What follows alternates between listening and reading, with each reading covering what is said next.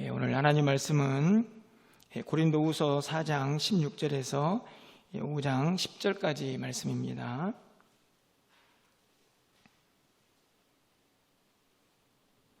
신약성경 289쪽에 있습니다. 고린도후서 4장 16절에서 5장 10절까지 말씀을 한 절씩 교독하고 10절 말씀은 함께 읽겠습니다.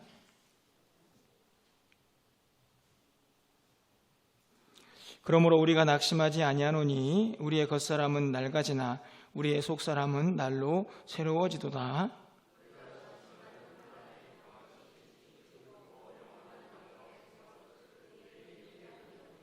우리가 주목하는 것은 보이는 것이 아니요 보이지 않는 것이니 보이는 것은 잠깐이요 보이지 않는 것은 영원함이라.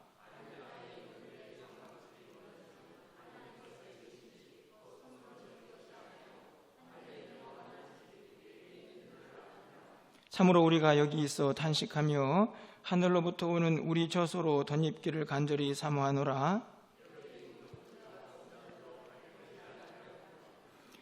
참으로 이 장막에 있는 우리가 짐진 것 같이 탄식하는 것은 벗고자 함이 아니요 오히려 덧입고자 함이니 죽을 것이 생명에 삼킴받게 하려 함이라.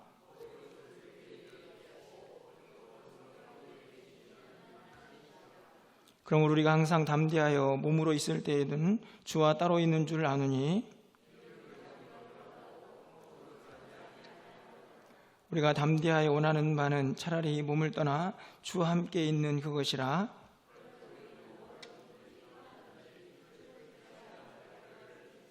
(10절입니다) 이는 우리가 다 반드시 그리스도의 심판대 앞에 나타나게 되어 각각 선악간에 그 몸으로 행한 것을 따라 받으려 함이라.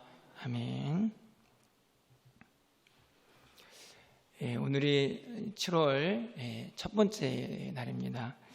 그래서 아침에 새벽에는 월삭 기도로 모였고 또 오늘 저녁에는 또 수요 예배로 모여서 하나님 앞에 예배를 하게 됩니다. 특별한 의미를 부여하는 것은 아니지만 첫날에 이렇게 아침 저녁으로 또 하나님 앞에 나와서 예배하고 또 말씀을 나눌 수 있다 하는 것이 큰 은혜다라는 생각을 말씀을 묵상하면서 좀 해보게 되었습니다. 우리가 이런저런 어려움이 있었지만 벌써 상반기가 지나가고 하반기가 시작이 되었습니다. 여러분 어떠신가요? 오늘 하루 여러분이 하나님 앞에 가서 여러분의 인생 이야기를 펼쳐 놓을 그 한날의 이야기들을 어떻게 잘 써 내려가셨습니까? 아니면 그냥 또 그럭저럭 하루가 지났는데 특별한 것이 없습니다 하는 그런 하루를 보내셨습니까? 우리가 어떤 하루를 보내든지 간에 우리의 시간은 그렇게 흘러 가서 결국에는 우리 모두가 하나님 앞에 서게 될 것이라는 사실은 너무나 분명하고 확실한 사실이 아닐까 생각합니다. 가끔 우리가 이 사실을 잊어버리고 살긴 하지만 그럼에도 불구하고 궁극적으로는 오늘 맨 마지막 10절에서 읽었던 것처럼 우리가 하나님 앞에 그 심판대 앞에 서게 될 날을 향해서 하루하루 나아가고 있다는 사실은 절대로 틀리거나 또 우리에게 일어나지 않을 일이 아니고 반드시 일어날 그 일로 우리에게 하나님께서 약속이 되어 있다는 것을 너무나 잘 알고 있습니다. 그런 의미에서 또 오늘 한날을 다시 한번 돌아보게 되는데요. 바울은 오늘 말씀을 통해서 우리에게 흘러가고 있는 이 하루하루를 어떻게 살아가야 할지 다시 한번 질문하고 있다 생각이 듭니다. 우리가 4장을 통해서 우리가 이 땅을 살아가는 동안에 많이 힘들고 어렵지만 낙심하지 말아야 할 이유들을 함께 좀 살펴보았습니다. 기억이 나시는지 모르겠는데 3가지로 살펴보았는데 지난 시간에는 2가지를 살폈습니다. 첫 번째로는 우리가 고난 가운데 있지만 우리가 붙잡은 복음, 그 믿음이 너무나 귀한 것이기 때문에 우리는 낙심하지 않을 수 있습니다 라고 말씀을 드렸고, 두 번째로 우리가 낙심하지 말아야 할 이유는 질그릇같이 연약하지만 우리 안에 있는 하나님의 능력이 크기 때문에 우리는 낙심하지 않습니다 라고 바울이 고백하는 것을 함께 살펴보았습니다. 오늘 마지막으로 우리가 낙심하지 말아야 할 이유가 16절에 등장을 하게 되는데, 그 말씀을 가지고 10절까지 말씀을 좀 쭉 풀어가 보도록 하겠습니다. 우리 16절 말씀을 좀 함께 읽어보겠습니다. 그러므로 우리의 겉사람은 낡아지나 우리의 속사람은 날로 새로워지도다. 16절부터 18절까지는 아주 중요한 두 가지를 대조를 통해서 비교하고 있는 것을 볼 수가 있는데요. 첫 번째로 16절 나와 있는 것처럼 우리가 낙심하지 않는 이유가 겉사람은 낡아지지만 속사람은 날로 새로워지기 때문이다 하는 것을 밝히고 있습니다. 우리의 겉사람은 무엇을 의미합니까? 여러 가지 해석을 할 수 있지만 우리의 육체라고 생각을 할 수 있습니다. 그리고 이 육체가 가지고 살아가는 이 세상의 모든 삶을 아마 겉사람이라고 할 수 있지 않을까 생각합니다. 그 겉사람은 안타깝게도 점점 더 낡아지죠. 연약해지고 쓰면 쓸수록 힘을 잃어가게 되어 있습니다. 사실 우리가 그것을 인정하고 살기 때문이지, 좀 생각해 보면 좀 씁쓸하고 참 초라하기 그지없는 모습이 아닐까 생각합니다. 겉사람은 낡아진다. 제가 이 말씀을 좀 묵상하면서 저를 좀 생각해 보았는데요. 저보다 나이가 많은 분들이 많아서 이런 말 하는 게 좀 죄송하긴 하지만 저도 이제 조금씩 나이를 먹다 보니 우리 지금 있는 교역자들보다 참 많이 낡아졌다, 이렇게 생각이 들 때가 참 많이 있습니다. 제일 씁쓸할 때가 언제냐면, 제가 멸류관교회에 올 때 제 설교 노트를 이렇게 봤더니 그때 설교 원고의 폰트가, 글자 크기가 11 정도였어요. 10에서 11. 근데 지금은 얼마냐면 16.5, 17 정도를 사용합니다. 여러분도 마찬가지겠지만 노안이 와서 안경을 조금 다른 걸로 교체를 했지만 보는데 아주 한계가 있고, 그러다 보니 글씨가 작아지면 불안한 마음이 생겨서 글씨를 키워야만 좀 안심이 되는 그런 설교자가 되었습니다. 최근에는 가끔 어깨가 좀 아파요. 그래서 설마 이런 생각이 들지만 한편으로는 50견인가? 이런 생각이 들기도 합니다. 분명 아무런 이유가 없는데 가끔씩 어깨가 좀 아프다라는 생각이 들기 때문이죠. 제 얘기를 했지만 아마 여러분 모두가 다 느끼는 낡아짐이 아닐까 생각을 합니다. 그런데 만약에 우리의 겉사람이 이렇게 낡아지는 것만 우리가 생각한다면 얼마나 낙심이 될까요?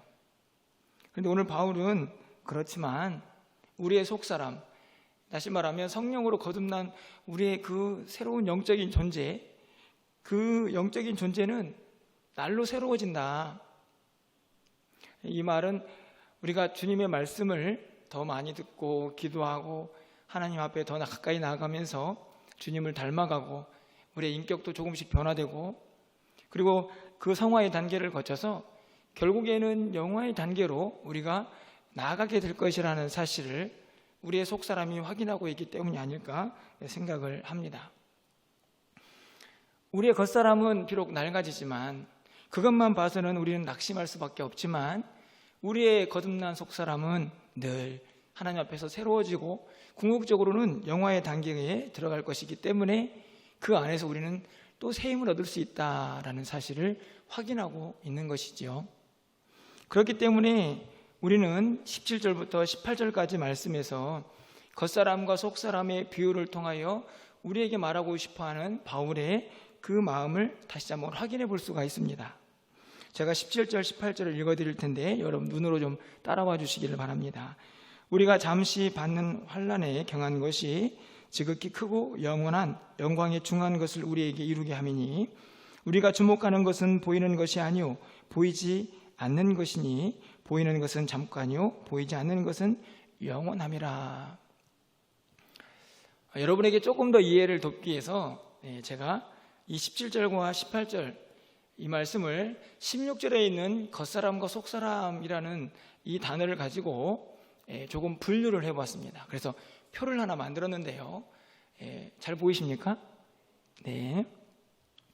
자, 한편에는 겉사람이 있습니다. 그리고 다른 한편에는 속사람이 있죠. 겉사람은 아까도 16절에 살펴봤던 것처럼 특징이 날마다 낡아집니다. 그런데 속사람은 날마다 새로워지지요. 17절에 와서 겉사람은요, 잠시 받는 환난에 처하기도 합니다. 잠시 어려움 가운데 처하기도 하죠. 하지만 속사람은 장차 크고 영원한 영광을 우리가 향하여 나아가게 되어 있습니다. 이 땅에서의 잠시 받는 환난, 그리고 속사람이 기대하는 크고 영원한 영광이 분명하게 대조가 됩니다. 조금 더 내려오면 하찮고 가벼움이 겉사람에게 있지만 속사람에게는 귀하고 귀중한 무거움이 속사람에게 있다 하는 사실을 확인하고 있습니다. 18절에서 겉사람은 보이는 것이죠. 그리고 잠깐 유한한 것입니다. 하지만 속사람은 보이지 않고 그리고 영원하고 무한하다 하는 것이 오늘 바울이 설명하는 겉사람과 속사람의 모습입니다. 자, 그러면 여러분은 이 겉사람과 속사람 중에서 어디에 더 집중을 하고 어디에 더 소망을 두고 살아가겠습니까? 두말하면 잔소리죠. 당연히 속사람이 중하고 영광스럽고 영원한 것이니까 여기에 더 관심을 두고 더 집중하며 살아가야 할 것입니다. 그런데 문제가 하나 있습니다. 여러분 18절 말씀에 가서 보시면 상반절에 우리가 주목하는 것은 이죠. 이 주목한다는 말은 우리가 바라보고 집중하는 것, 우리가 계속해서 관심을 갖는 것이 무엇인가 하는 것인데요. 우리가 계속해서 바라보고 주목하는 것이, 그렇게 바라봐야 할 것이 보이는 것입니까? 보이지 않는 것입니까? 오늘 18절 말씀을 보면 보이지 않는 것입니다. 어찌 보면 되게 단순한 것, 쉽게 말하면 속사람을 선택하는 것이 너무나 단순해 보이지만 이 일이 쉽지 않은 것은 우리가 바라보고 주목해야 할 것이 보이지 않는다는 것입니다. 이 속사람은 사실은 보이지 않기 때문에 우리의 영안을 열어서만 그 영광과 그 무거움과 그 귀함을 깨달을 수가 있는 것이죠. 여러분, 오늘 새벽에 베드로전서 1장 8절에 있는 말씀을 우리가 살펴보았는데요. 그 말씀을 보면 이렇게 기록이 되어 있습니다. 예수를 너희가 보지 못하였으나 사랑하는도다. 이제도 보지 못하나 믿고. 보지 못하는 예수님, 그분을 사랑하고 보지 못하지만 그분을 우리가 확신할 수 있는 힘은 어디서 나오느냐? 믿음입니다. 믿음. 보이지 않기 때문에 우리에게 그것을 집중하려고 하면 우리에게 무엇이 필요하냐면 믿음이 필요한 것이죠. 우리가 읽었던 5장 7절에 있는 말씀에도 이는 우리가 믿음으로 행하고 라고 말씀하는 이유가 여기에 있습니다. 분명히 우리가 보기에는 겉사람보다는 속사람이 더 중요하기 때문에 속사람에 훨씬 더 관심을 두고 그것을 바라보면서 그것에 소망을 두고 살아갈 것처럼 보여지는데 그게 잘 되질 않습니다. 그 중에 아주 중요한 이유가 하나가 바로 하나는 보이지 않고 하나는 보인다는 것입니다. 그래서 우리는 쉽게 우리 눈으로 보여지는 것에 더 관심을 갖고 그것에 집중하고 그것에 더 주목하며 살기가 쉽다는 말씀이죠. 여러분, 요한일서 2장 16절에 이런 말씀이 기록되어 있습니다. 이는 세상에 있는 모든 것이 육신의 정욕과 안목의 정욕과 이생의 자랑이니 다 아버지께로부터 온 것이 아니요 세상으로부터 온 것이라. 이 말씀을 보면 안목의 정욕이 있습니다. 눈으로 보는 것은 우리에게 욕심을 불러일으키죠. 쉽게 말하면 이 세상에 있는 것들은 눈으로 보여지는 것인데 그것은 우리에게 영적인 도움을 주는 것보다 우리 안에 있는 욕심과 욕망을 자극할 때가 훨씬 더 많다는 말씀입니다. 여기서 우리는 우리 스스로에게 질문을 해보아야 합니다. 분명히 우리의 속사람이 이 속사람을 가지고 하나님께서 우리에게 주실 영광을 기대하며 소망하며 믿음으로 그것을 바라보며 나아가야 하는데 우리는 지금 무엇을 보고 있습니까? 우리는 지금 우리의 눈을 가지고 무엇에 주목하고 있는가를 생각해 보아야 합니다. 사실은 이 질문 앞에서 우리가 믿음을 가지고 우리는 영원한 하나님 나라를 소망하며 보이지 않는 그 속사람, 그 영광을 기대합니다 라고 말하지 못하는 경우 우리는 이 땅의 삶에 더 집중할 수밖에 없고 그러면 그럴수록 우리 안에 있는 욕심이 우리를 지배하게 될 것입니다. 그러면 그럴수록 하나님 나라의 삶과는 더 멀어질 수밖에 없는 우리들인 것을 우리가 분명하게 기억해야 하는 것이죠. 오늘 바울은 이 16절부터 18절까지 말씀에서 겉사람과 속사람을 비교한 이후에 자, 우리는 그러면 속사람, 영원한 것, 보이지 않지만 믿음으로 붙잡아야 할 그 영광스러운 하나님 나라를 소망하며 살아가야 할 우리들이 장차 5장 1절부터 10절까지의 말씀을 통해서 어떤 모습으로 이 땅에서 구체적으로 살아가야 할지를 한 걸음 더 나아가 설명하게 됩니다. 여러분 5장 1절 말씀인데요. 우리 5장 1절 말씀은 함께 좀 읽어보도록 하겠습니다. 1절입니다. 만일 땅에 있는 우리의 장막집이 무너지면 하나님께서 지으신 집 곧 손으로 지은 것이 아니오 하늘에 있는 영원한 집이 우리에게 있는 줄 아느니라. 사실은 앞에서 말한 겉사람과 속사람에 조금 더 확장된 말씀이라고 생각할 수 있습니다. 자, 앞에서 16절에서 우리 겉사람은 어떻게 되나요? 점점 낡아지죠. 낡아지다가 결국 어떻게 됩니까? 죽습니다. 여러분 오늘 1절 말씀에 보면 만일 땅에 있는 우리의 장막집이 무너지면 이 무너진다는 말이 더 쉽게 말하면 이 세상의 삶이 끝난다라는 말씀입니다. 여기서 말하는 땅에 있는 우리의 장막이 우리의 육체이죠. 더 넓게 말하면 이 땅 가운데 우리의 모든 삶일 수도 있겠지만 그것이 무너집니다. 낡아지다가 결국에는 무너지죠. 그런데 우리에게는 뭐가 있습니까? 속사람이 있습니다. 자, 그렇기 때문에 하나님께서 지으신 집, 곧 손으로 지은 것이 아니요. 손으로 지었다는 말은 인간이 이 땅에서 만들어 놓은 것들이죠. 하나님께서 지으신 하늘에 있는 영원한 집이 우리에게 예비되어 있다라고 말씀합니다.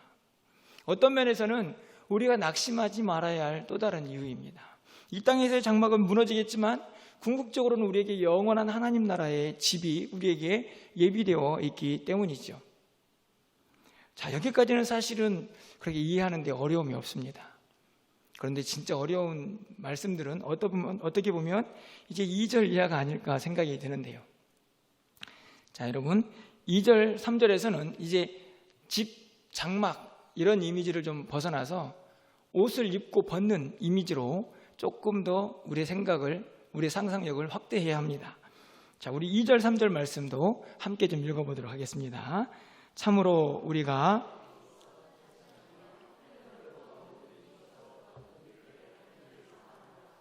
이렇게 입음은 우리가 벗은 자들로 발견되지 않으려 함이라. 사실은 굉장히 어려운 본문인데 이 본문을 좀 이해하려고 하면 저는 전통적으로 해석하고 있는 해석 방법을 따라서 이 본문을 좀 부활신앙의 근거에서 먼저 해석을 해보려고 합니다. 그래서 이 본문을 좀 잘 이해하려고 하면요, 우리가 마지막 때 예수님께서 다시 오실 때에 우리에게 어떤 일이 벌어지는지를 이해해야 합니다.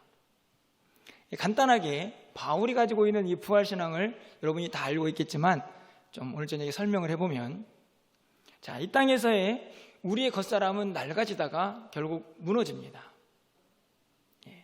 이 세상의 삶이 끝이 나죠. 그럼 우리의 육체는 어디로 갑니까?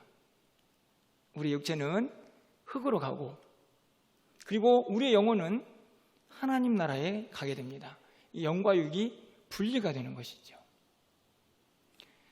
자, 그리고 조금 어렵지만 이 중간 상태가 계속 이어지다가 마지막 때에 주님께서 이 땅에 재림하실 때에 하늘에 있는 우리의 영이 땅에 있는 육신과 결합을 하여 신비적인 부활의 영생에 들어가게 됩니다. 그때 살아있는 자들은 어떻게 될까요? 살아있는 자들은 그 살아있는 상태에서 하늘의 신비적인 그 옷으로 덧입게 됩니다. 자, 이것이 바울이 말하는 부활신앙인데요, 데살로니가전서 4장 16절에서 17절까지의 말씀을 통해서 제가 말씀한 이 내용을 확인할 수가 있습니다. 여러분 화면을 보시면 제가 읽어드리겠습니다. 주께서 호령과 천사장의 소리와 하나님의 나팔 소리로 친히 하늘로부터 강림하시리니, 마지막 때죠. 그리스도 안에서 죽은 자들이 먼저 일어나고, 죽은 자들이 먼저 일어난다는 말은 육체의 부활을 의미합니다. 그 후에 살아남은 자들도 이 땅에 지금 죽지 않고 살고 있는 자들이죠. 그들과 함께 구름 속으로 끌려 올려 공중에서 주를 영접하게 됩니다. 그리하여 우리가 항상 주와 함께 있으리라. 부활의 신비적 연합이죠. 그것을 통해서 영생으로 들어가는 그 상황을 잘 설명하고 있는 말씀입니다. 어렵지만 우리가, 그리고 실제적으로 이 부분에서 이런저런 해석이 많이 있지만 우리가 전통적으로 가지고 있는 이 마지막 때의 우리의 모습을 설명하고 있는 내용들입니다. 자, 그 내용을 가지고 다시 오늘 2절로 한번 가볼까요? 참으로 우리가 여기 있어, 여기가 어디입니까? 이 땅이죠. 탄식하며 하늘로부터 오는 우리의 처소로 덧입기를 간절히 사모하노라. 그렇죠? 만약에 이 마지막 때에 죽지 않고 살아있는 사람들은 그래도 하늘로부터 오는 새 옷을 덧입습니다. 그렇죠? 만약에 그런데 우리가 죽었다 하면 죽은 사람도 하늘로부터 오는 우리의 처소를 덧입어야 하는 것이죠. 우리의 영과 하나가 돼야 하기 때문입니다. 결국 우리는 무엇을 사모하는 것입니까? 이 땅에서 우리의 삶이, 우리가 육을 가지고 있는 이 땅에서의 장막을 가지고 살아가는 삶이 우리를 힘들게 하여서 때로는 탄식도 합니다. 하지만 우리가 더 간절히 사모해야 할 것은 장차 주님 다시 오실 때에 우리가 이 하늘의 그 처소로 우리가 완전히 덧입혀져서 영원한 생명으로 다시 우리가 들어가게 될 것을 사모하라 하는 말씀이죠. 3절 말씀도 그래서 이해가 어렵지 않습니다. 이렇게 입음은 우리가 벗은 자로 발견되지 않으려 함이라.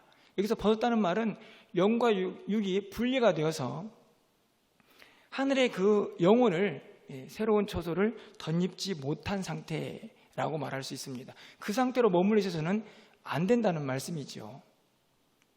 그래서 결국 2절과 3절에 있는 말씀은 4절에 있는 말씀과 잘 연결이 되어 있습니다. 바로 부활 사상이죠. 여러분 4절 말씀 어렵지만 함께 좀 읽어보도록 합니다. 4절입니다. 참으로 이 장막에 있는 우리가 짐진 것 같이 탄식하는 것은 벗고자 함이 아니요 오히려 덧입고자 함이니 죽을 것이 생명에 삼킴받게 함이라.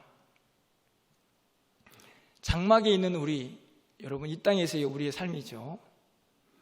짐진 것처럼 힘들고 어렵게 탄식하는데, 그렇다고 해서 벗고자 함, 여기서 벗다는 말은 죽는다는 말입니다. 영과 육이 분리되어 버리는 것입니다. 야, 너무 힘드니까 빨리 죽어야지. 그게 우리가 진짜 바라는 게 아닌 것이죠. 우리가 정말 바라는 게 뭡니까? 벗는 것이 아니고 덧입는 것입니다. 우리의 영과 육이 하나가 되어서 신비적인 그 부활의 영광에 동참하는 그 덧입음을 기대하는 것이죠. 그래서 이 4절 끝부분에 죽을 것이 생명에 삼킴받은 것, 이게 뭡니까? 부활이죠. 부활. 사망 권세 이기고 이 죽을 것을 생명이 삼키는 그 부활의 영광에 우리가 궁극적으로 동참하기를 더 기대하며 살아가야 한다는 말씀입니다. 힘들고 어려운 이 육체, 이 장막 빨리 벗어야지, 그것이 우리의 궁극적인 소망이 아니고, 궁극적으로 우리가 바라는 것은 하나님 나라에서 신비로운 이 부활의 몸으로 영원한 생명을 누리는 것이 우리가 정말로 기대하고 소망하는 것입니다 라는 말씀을 하고 있는 것입니다. 이것을 누가 가능케 하십니까? 바로 5절 말씀을 보면 곧 이것을 우리에게 이루게 하시고 보증으로 성령을 우리에게 주신 이는 하나님이시니라. 하나님께서 성령을 통하여 이 사역을 이루어 가실 것이다 라는 약속을 하고 있는 것입니다. 여러분, 제가 지금 이렇게 열심히 설명을 하지만 우리는 한 번도 경험해 보지 않았기 때문에, 주님이 다시 오시는 그날이 우리가 경험된 사건이 아니기 때문에 우리는 이렇게 설명을 할 수 있어도 우리는 믿음으로 이것을 바라볼 수밖에 없습니다. 하나님께서 성령을 통하여 우리에게 확인하시고 보증하신 이 일을 믿음의 눈으로 보지 않고는 결코 우리 안에 이 소망을 간직할 수가 없다는 말씀입니다.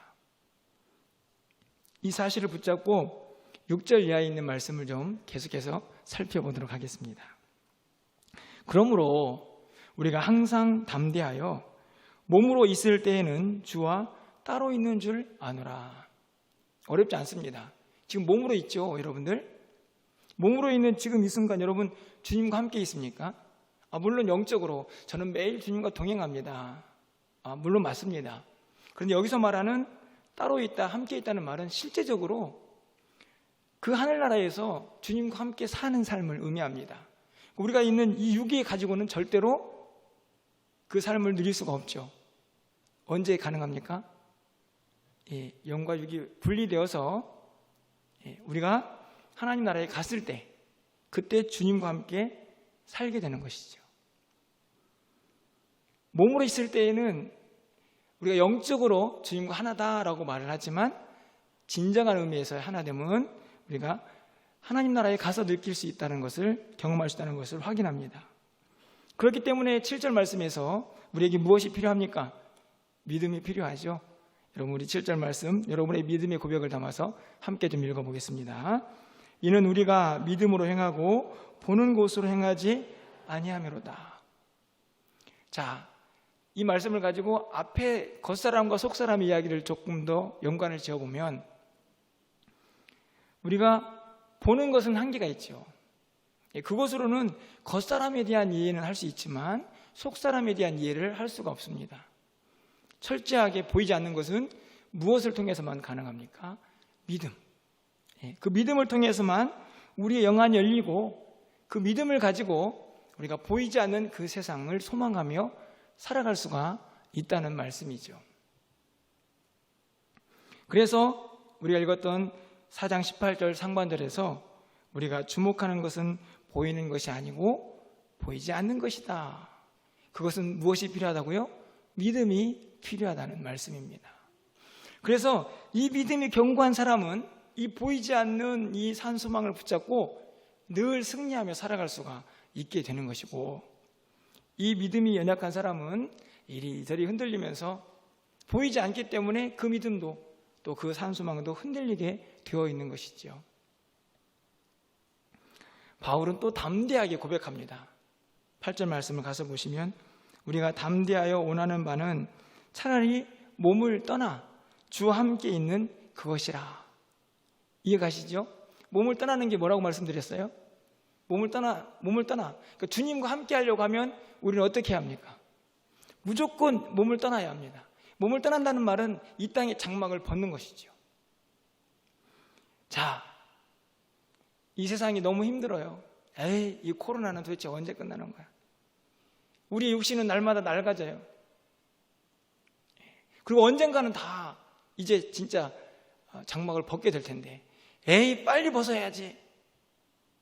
지금 바울이 사실은 그가 당하는 복음을 전하는 과정에서의 겪는 어려움, 또 성도들 간의 이런저런 갈등과 또 바울에 대한 오해, 사실 이런 것들을 생각하면 빨리 좀 하나님 나라에 가고 싶다, 이런 생각이 종종 우리도 들 때가 있지 않습니까? 그런데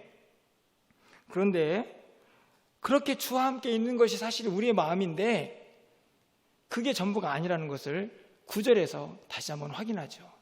그렇게 빨리 주님 앞에 가는 게 우리의 목표가 아니라는 것입니다. 여러분 9절 말씀도 좀 함께 좀 읽어보겠습니다. 우리가 궁극적으로 이 땅에서 살아가는 동안 어떤 마음을 가지고 살아가야 하는지 9절 말씀입니다. 그런즉 우리는 몸으로 있든지 떠나든지 주를 기쁘시게 하는 자가 되기를 힘쓰노라.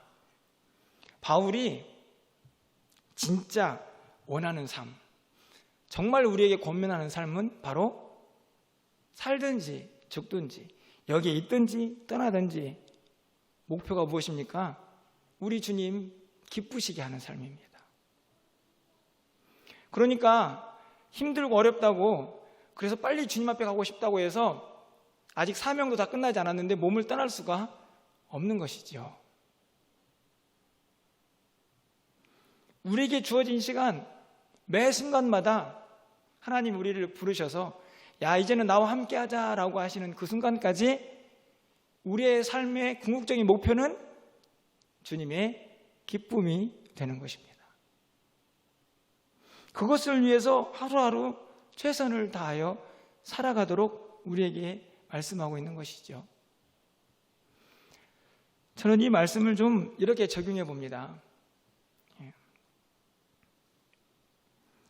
우리가 몸으로 있든지 떠나 있든지 이 표현을 우리가 좀 건강하든지 우리가 좀 아프든지 우리가 좀 부유하든지 조금은 우리가 좀 가난하든지 우리가 좀 어떨 때는 좀 잘 사는 것처럼 보이지만 또 엉망으로 살 때든지 자꾸 어떤 상황 속에든지 우리가 우리의 삶의 목표는 주님의 기쁨이 되는 것이고 주의 영광을 위한 삶이 되어야 한다는 말씀이죠.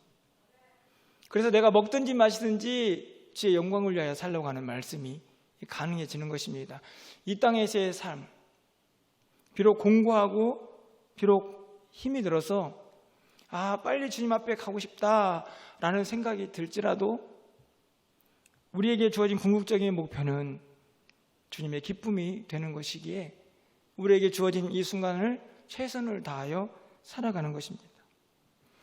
바울의 이런 사상은 빌립보서 1장 23절과 24절에서 너무나 잘 나타나 있습니다. 화면을 보시면 제가 읽어드리겠습니다. 내가 그 둘 사이에 끼었으니, 이 둘 사이가 제가 지난번에 설교를 한 적이 있는데 바로 여기 있는 것 그리고 하나님 앞에 가는 이 세상을 떠난 둘 사이죠. 끼어 있어요. 차라리 세상을 떠나서 그리스도와 함께 있는 것이 훨씬 더 좋은 일이라. 그렇게 하고 싶지만 내가 육신으로 있는 것이 너희를 위하여 더 유익하리라. 이게 무슨 말인가요? 너무 힘들고 어려운 세상살이에서 정말 하나님 앞에 더 가고 싶고 이 세상을 빨리 떠나서 우리의 장막을 좀 벗어버리고 주님과 함께하는 그 삶을 살고 싶지만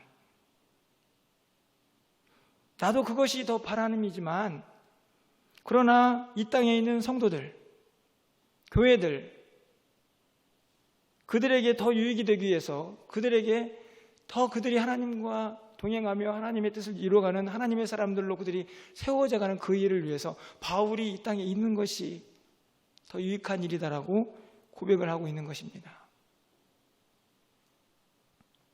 오늘 구절에 있는 말씀, 몸으로 있든지 떠나 있든지 주를 기쁘시게 하는 자가 되기를 힘쓰라라는 말씀이 바로 오늘 이 말씀이 아닐까 생각합니다. 내가 이 땅에 존재하는 이유지요. 내가 오늘 하루도 주님 앞에 부름을 받지 않고 이 땅에 존재하는 이유입니다.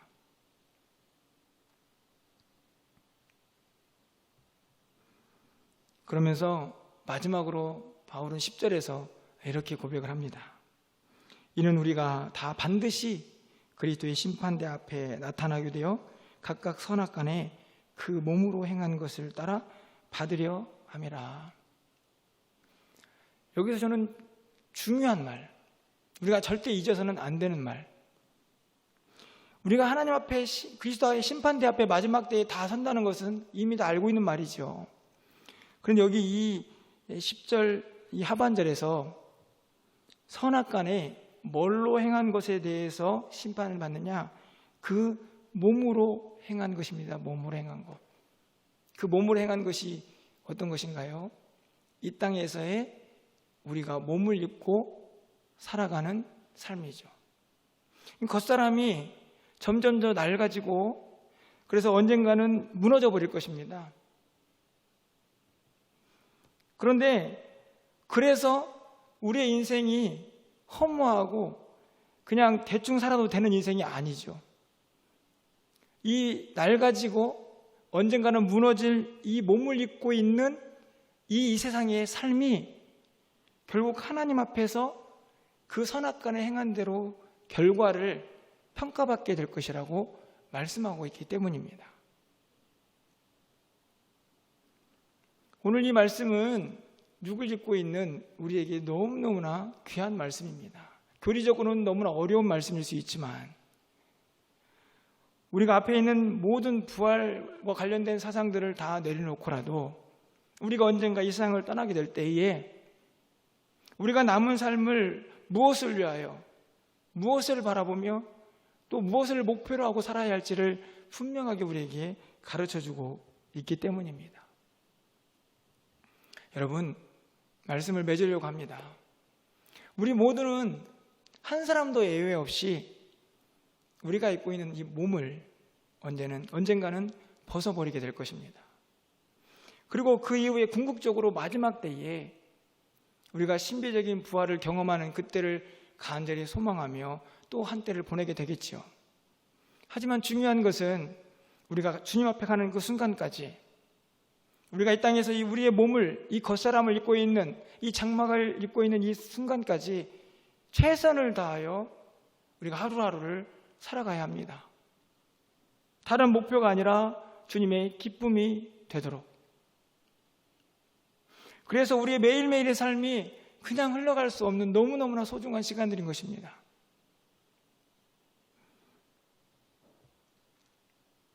우리가 비록 낡아지고 무너져 버릴 겉사람을 입고 있지만 이 몸을 입고 있는 이 땅에서의 삶이 하나님 앞에서 어떻게 드려져야 할지를 늘 묵상하고 주님과 함께 동행하면서 주님의 뜻을 이루어가야 할 이유가 여기에 있습니다. 여러분, 여러분의 시선은 어디를 향하여 있습니까?